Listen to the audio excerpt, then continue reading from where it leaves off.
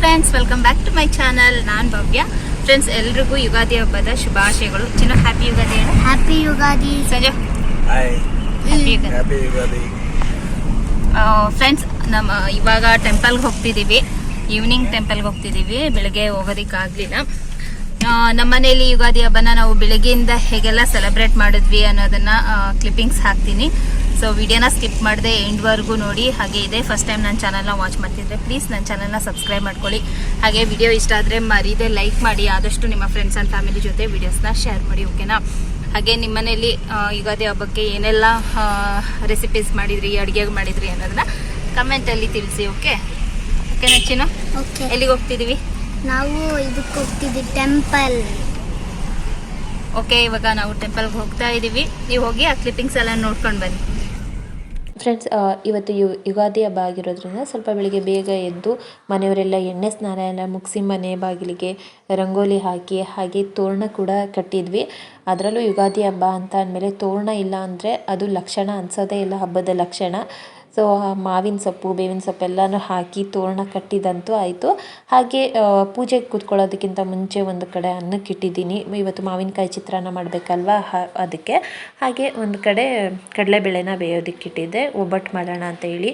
ಯುಗಾದಿ ಹಬ್ಬ ಅಂದ್ರೇ ಸ್ಪೆಷಲ್ಲು ಮಾವಿನಕಾಯಿ ಚಿತ್ರಾನ್ನ ಹಾಗೆ ಹೋಳಿಗೆ ಊಟ ಅಲ್ವಾ.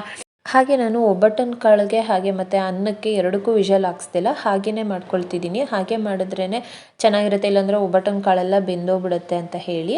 ಹಾಗೆ ಇವಾಗ ಪೂಜೆ ಮಾಡೋಣ ಅಂತ ಬಂದೆ. ನಾನು ಹಿಂದಿನ ದಿನವೇ ದೇವ್ರ ಮನೆಯೆಲ್ಲನೂ ಕ್ಲೀನ್ ಮಾಡ್ಕೊಂಡಿದ್ದೆ. ಹಾಗೆ ದೇವ್ರ ಪಾತ್ರೆನೂ ಎಲ್ಲ ಕ್ಲೀನ್ ಮಾಡಿ ಇಟ್ಕೊಂಡಿದ್ದೆ. ಯಾಕಂದರೆ ಹಬ್ಬದ ದಿನ ಎಷ್ಟು ಬೇಗ ಟೈಮ್ ಆಗುತ್ತೆ ಅಂತಲೇ ಗೊತ್ತಾಗಲ್ಲ. ನಾವು ಎಷ್ಟೇ ಬೇಗ ಎದ್ರೂ ತುಂಬಾ ಬೇಗ ಟೈಮ್ ಆಗಿಬಿಡುತ್ತೆ. ಅದರಲ್ಲೂ ಯುಗಾದಿ ಹಬ್ಬ ಅಂತಂದರೆ ಗೊತ್ತಿರುತ್ತೆ ಮನೇಲಿ ಎಷ್ಟು ಕೆಲಸ ಇರುತ್ತೆ ಅಂತ ಹೇಳಿ.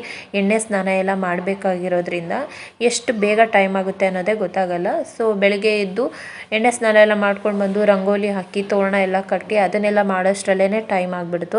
ಅದರಲ್ಲೂ ನಮ್ಮ ಹಿಂದೂಗಳಿಗೆ ಯುಗಾದಿ ಹಬ್ಬ ಅಂದ್ರೇ ತುಂಬ ಸ್ಪೆಷಲ್ಲು. ಯುಗಾದಿಯಿಂದನೇ ನಮಗೆ ಹೊಸ ವರ್ಷ ಶುರು ಆಗೋದು. ಸೊ ಅದರಿಂದಾಗಿ ಹಬ್ಬ ತುಂಬಾ ಸ್ಪೆಷಲ್ಲು. ಹಾಗೆ ಹಬ್ಬಕ್ಕೆ ಅಂತ ತುಂಬಾ ಕ್ಲೀನಿಂಗ್ ಕೆಲಸ ಎಲ್ಲ ಇರುತ್ತೆ. ಅದರಲ್ಲೂ ವರ್ಷದ ಮೊದಲ ಹಬ್ಬ ಅಂತಲೇ ನಾವು ಸ್ಪೆಷಲಾಗಿ ಸೆಲೆಬ್ರೇಟ್ ಮಾಡ್ತೀವಿ. ನಾವು ಪ್ರತಿ ವರ್ಷ ನಾನು ಊರಿಗೆ ಹೊರಟೋಗ್ತಿದ್ದೆ, ಅಮ್ಮ ಮನೆಯಲ್ಲಿ ಇಲ್ಲ ಅತ್ತೆ ಮನೆಯಲ್ಲಿ ಯುಗಾದಿನ ಸೆಲೆಬ್ರೇಟ್ ಮಾಡ್ತಿದ್ವಿ. ಈ ಸಲ ಚಿನ್ನೋದು ಎಕ್ಸಾಮ್ ರಿಸಲ್ಟ್ ಎಲ್ಲ ಕೇಳ್ಕೊಂಡು ಹೋಗೋಣ ಅಂತ ಹೇಳಿಬಿಟ್ಟು ಯುಗಾದಿ ಹಬ್ಬನ ನಾವು ನಮ್ಮ ಮನೆಯಲ್ಲೇ ಸೆಲೆಬ್ರೇಟ್ ಮಾಡ್ತಿದ್ದೀವಿ. ಹಾಗೆ ನಮ್ಮ ಹಿರಿಯರು ಪ್ರತಿ ಒಂದು ಹಬ್ಬನೂ ಸುಮ್ಮನೆ ಆಚರಿಸ್ಕೊಂಡು ಬಂದಿರೋದಿಲ್ಲ. ಪ್ರತಿ ಒಂದು ಹಬ್ಬದ ಹಿಂದೆ ಒಂದು ಕಾರಣ ಅಂತೂ ಇದ್ದೇ ಇರುತ್ತೆ.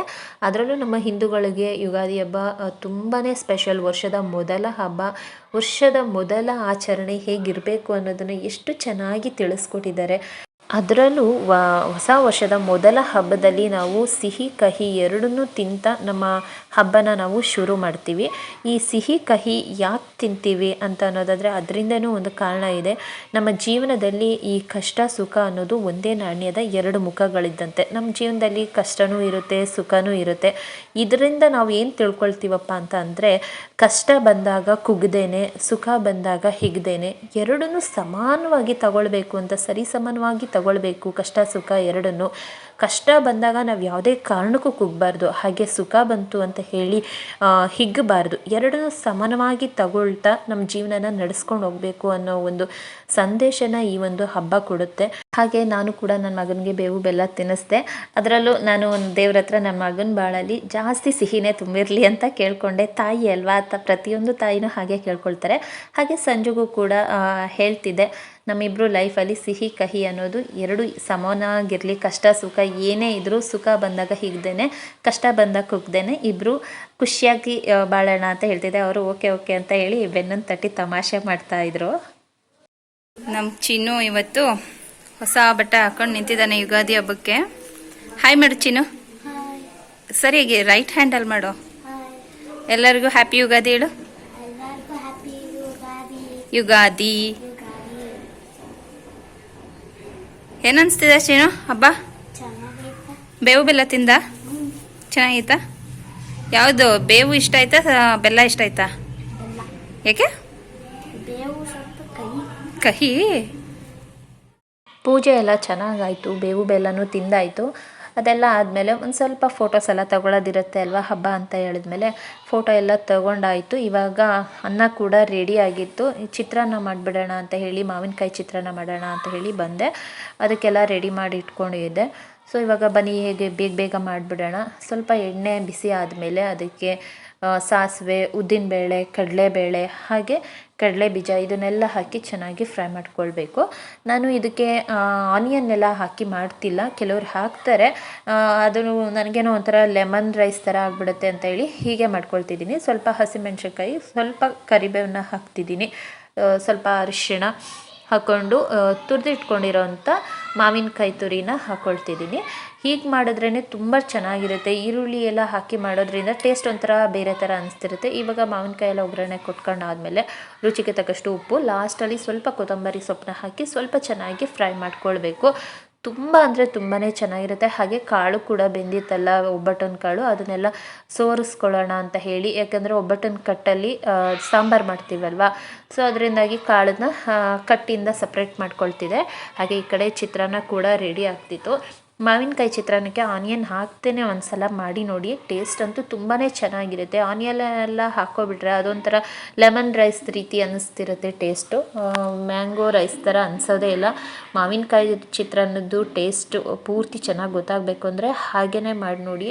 ನೋಡಿ ಚಿತ್ರಾನ್ನದ ಗೊಜ್ಜಂತೂ ತುಂಬ ಅಂದರೆ ತುಂಬಾ ಚೆನ್ನಾಗಿ ಬಂದಿತ್ತು. ತುಂಬ ಸಿಂಪಲ್ಲಾಗೇ ನಾನು ಮಾಡ್ಕೊಳ್ಳೋದು, ತುಂಬ ಜಾಸ್ತಿ ಎಲ್ಲ ಇಂಗ್ರೀಡಿಯೆಂಟ್ಸ್ ಎಲ್ಲ ಹಾಕಿ ಮಾಡೋದಿಲ್ಲ. ಈಗ ಒಬ್ಬಟ್ಟಿನ ಕಾಳನ್ನು ಕೂಡ ಸೋರಿಸಿದಾಯಿತು.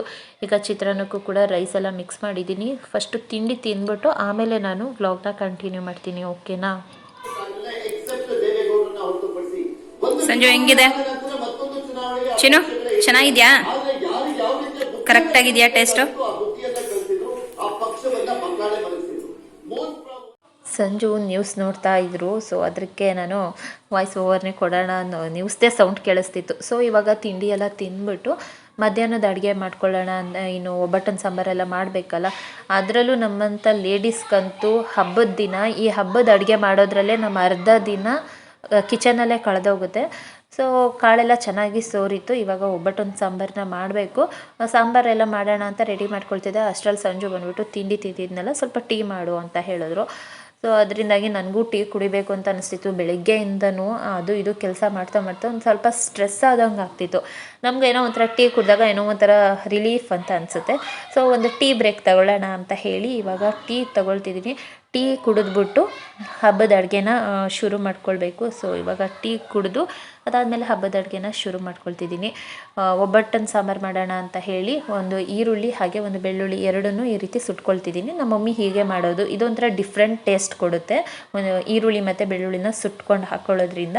ಬನ್ನಿ ಈಗ ನಾನು ಹೇಗೆ ಮಾಡ್ತೀನಿ ಒಬ್ಬಟ್ಟನ್ನು ಸಾಂಬಾರನ್ನ ಅಂತ ತಿಳಿಸ್ಕೊಡ್ತೀನಿ. ಒಂದು ಈರುಳ್ಳಿ ಬೆಳ್ಳುಳ್ಳಿನ ಸುಟ್ಕೊಂಡಿದ್ದೀನಿ. ಹಾಗೆ ಒಂದು ಹಸಿ ಈರುಳ್ಳಿ ಹಸಿ ಬೆಳ್ಳುಳ್ಳಿನ ತಗೊಳ್ಬೇಕು. ನೀವು ನೋಡ್ತಿರ್ಬೋದು ಇಲ್ಲಿ ಒಂದು ಹಸಿ ಈರುಳ್ಳಿ ಹಾಗೆ ಸುಟ್ಟಿರುವಂತಹ ಈರುಳ್ಳಿನೂ, ಹಾಗೆ ಒಂದೇ ಒಂದು ಟೊಮೆಟೊ ತೊಗೊಂಡಿದ್ದೀನಿ, ಯಾಕಂದರೆ ನಿಂಬೆಹಣ್ಣು ತೊಗೊಳ್ತೀವಲ್ಲ. ಸುಟ್ಟಿರೋ ಬೆಳ್ಳುಳ್ಳಿ, ಹಸಿ ಬೆಳ್ಳುಳ್ಳಿ, ಹಾಗೆ ಸ್ವಲ್ಪ ಕೊತ್ತಂಬರಿ ಸೊಪ್ಪನ್ನ ತೊಗೊಂಡಿದ್ದೀನಿ. ಹಾಗೆ ಸ್ವಲ್ಪ ತೆಂಗಿನಕಾಯಿ, ಹಾಗೆ ನಿಮ್ಮ ಮನೆಯಲ್ಲಿ ಸಾಂಬಾರು ಪೌಡರ್ ಇರುತ್ತಲ್ಲ, ಬೇಳೆ ಸಾಂಬಾರು ಪೌಡರು ಅದು, ಹಾಗೆ ಸ್ವಲ್ಪ ನಿಂಬೆಹಣ್ಣಿನ ಗಾತ್ರದ್ದು ಹುಣಸೆ ಹಣ್ಣನ್ನು ತೊಗೊಂಡಿದ್ದೀನಿ.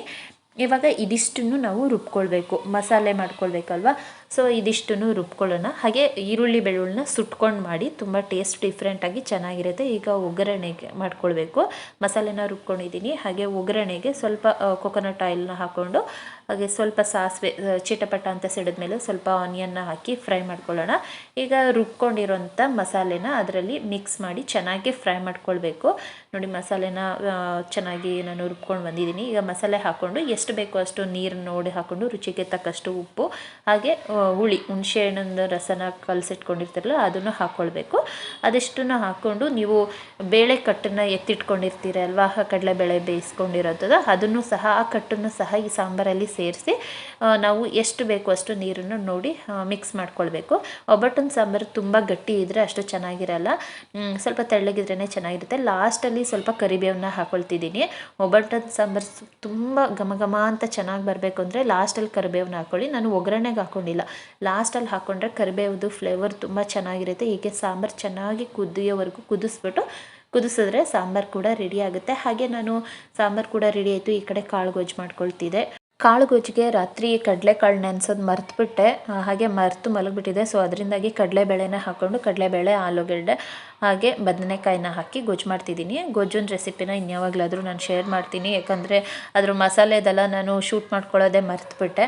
ಹಾಗೆ ಈ ಕಡೆ ಒಬ್ಬಟ್ಟೊಂದು ಕಾಳನ್ನು ಬೇಯೋದಕ್ಕೆ ಇಟ್ಟಿದ್ದೀನಿ. ಅದಕ್ಕೆ ಇವಾಗ ಬೆಲ್ಲನ ಸೇರಿಸ್ಕೊಳ್ತಿದ್ದೀನಿ.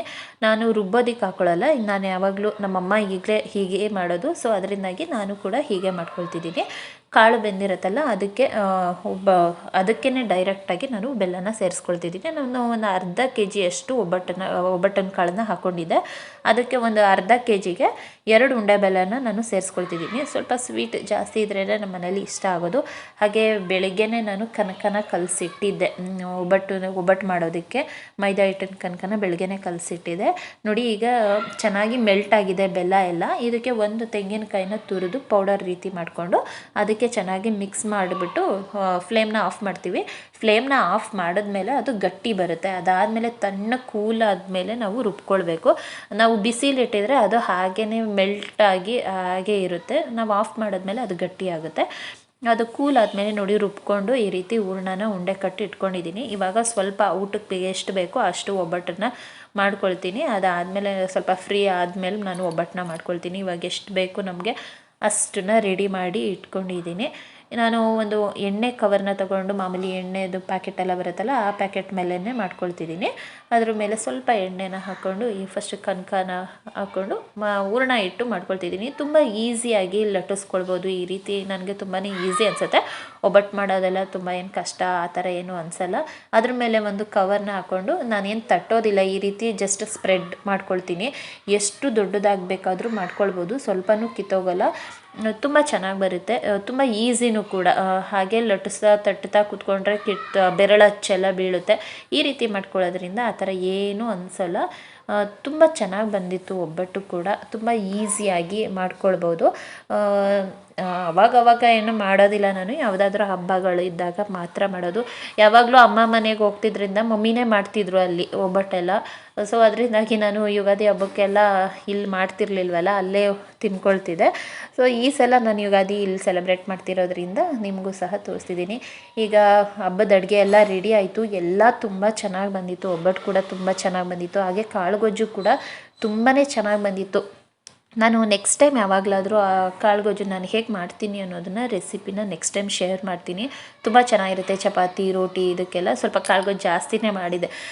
ಮಿಕ್ಕೊಂಡ್ರೆ ಇವತ್ತು ಹಬ್ಬದ ಕೆಲಸ ಎಲ್ಲ ಮಾಡಿ ಸಾಕಾಗಿರುತ್ತೆ. ನಾಳೆ ಅದಕ್ಕೇ ಚಪಾತಿನ ರೊಟ್ಟಿನ ಮಾಡ್ಕೊಳ್ಬೋದು ಅಂತ ಸ್ವಲ್ಪ ಗೊಜ್ಜನ್ನ ಜಾಸ್ತಿನೇ ಮಾಡ್ಕೊಂಡಿದ್ದೆ. ಹಾಗೆ ಮಾವಿನಕಾಯಿ ಚಿತ್ರಾನ್ನನೂ ಕೂಡ ತುಂಬ ಚೆನ್ನಾಗಿ ಬಂದಿತ್ತು. ಹಾಗೆ ಒಬ್ಬಟ್ಟೊಂದು ಸಾಂಬಾರು ಕೂಡ ತುಂಬಾ ಟೇಸ್ಟ್ ಚೆನ್ನಾಗಿತ್ತು. ಚಿನ್ನು ಮ್ಯಾಂಗೋ ರೈಸೇ ಬೇಕು ಅಂದರೆ ಮಾವಿನಕಾಯಿ ಚಿತ್ರಾನ್ನನೇ ಬೇಕು ಅಂದ. ಸೊ ಅದನ್ನೇ ಮಾಡಿಕೊಟ್ಟೆ. ಊಟ ಎಲ್ಲ ಆಯಿತು. ಊಟ ತಿಂದು ಚಿನ್ನು ಅವ್ನ ಫ್ರೆಂಡ್ಸ್ ಜೊತೆ ಆಟಾಡ್ತಿದ್ದ. ಹಾಗೆ ನಾನು ಸಂಜು ಇಬ್ಬರು ಒಂದು ಒಳ್ಳೆ ಫಿಲಮ್ ಹಾಕ್ಕೊಂಡು ನೋಡ್ತಿದ್ವಿ, ರೆಸ್ಟ್ ಮಾಡ್ತಿದ್ವಿ. ಈವ್ನಿಂಗ್ ಹೋಗೋಣ ಟೆಂಪಲ್ಗೆ, ಈ ಮಧ್ಯಾಹ್ನ ಯಾರು ಟೆಂಪಲ್ಗೆ ಹೋಗಲ್ಲ ಅಲ್ವಾ. ಸೊ ಈವ್ನಿಂಗ್ ಹೋಗೋಣ ಅಂತ ಹೇಳಿ ಹಾಗೆ ನಾನು ಸಂಜು ಇಬ್ಬರು ಟಿ ವಿ ನೋಡ್ತಾ ಕೂತಿದ್ವಿ. ಚಿನ್ನು ಸ್ವಲ್ಪ ಟೈಮ್ ಆಟಾಡ್ತೀನಿ ಅಂತ ಹೇಳಿಬಿಟ್ಟು ಅವನು ಅವ್ನ ಫ್ರೆಂಡ್ಸ್ ಜೊತೆ ಆಟಾಡ್ತಿದ್ದ. ಅದಾದಮೇಲೆ ಈವ್ನಿಂಗ್ ಮತ್ತೆ ಫ್ರೆಶ್ ಅಪ್ ಆಗಿ ದೇವರಿಗೆ ದೀಪ ಹಚ್ಚಿ ಟೆಂಪಲ್ಗೆ ಹೊರಡೋಣ ಅಂತ ಹೇಳಿ ಹೊರಟ್ವಿ. ಎಷ್ಟು ಕೆಲಸ ಮಾಡ್ತಿದ್ರು ಈ ಹಬ್ಬದಲ್ಲಿ ಮುಗಿಯೋದೇ ಇಲ್ಲ. ಅದರಲ್ಲೂ ಹಬ್ಬಗಳಲ್ಲಿ ದೇವಸ್ಥಾನಕ್ಕೆ ಹೋಗಲಿಲ್ಲ ಅಂತ ಅಂದರೆ ಏನೋ ಒಂಥರ ಇನ್ಕಂಪ್ಲೀಟ್ ಅಂತ ಅನಿಸ್ತಿರುತ್ತೆ. ಸೊ ಅದರಿಂದಾಗಿ ಇವತ್ತು ಬೇರೆ ಟೆಂಪಲ್ಗೆ ಹೋಗೋಣ, ನಮ್ಮನೆ ಹತ್ತಿರದಲ್ಲಿರೋ ಟೆಂಪಲ್ಗೆಲ್ಲ ನಾವು ಆವಾಗವಾಗ ಹೋಗ್ತಿರ್ತೀವಿ ಅಂತ ಹೇಳಿ ಬೇರೆ ಕಡೆ ಹೋಗಿದ್ವಿ. ಚಾಮುಂಡೇಶ್ವರಿ ಟೆಂಪಲ್ಗೆ ಹೋಗಿದ್ವಿ. ತುಂಬ ಚೆನ್ನಾಗಿತ್ತು. ಅಮ್ಮನವ್ರದ್ದು ದರ್ಶನ ಅಂತೂ ತುಂಬ ಚೆನ್ನಾಗಾಯಿತು. ತುಂಬ ಜಾಸ್ತಿ ಜನ ಎಲ್ಲ ಏನೂ ಇರಲಿಲ್ಲ, ಆರಾಮಾಗಿತ್ತು.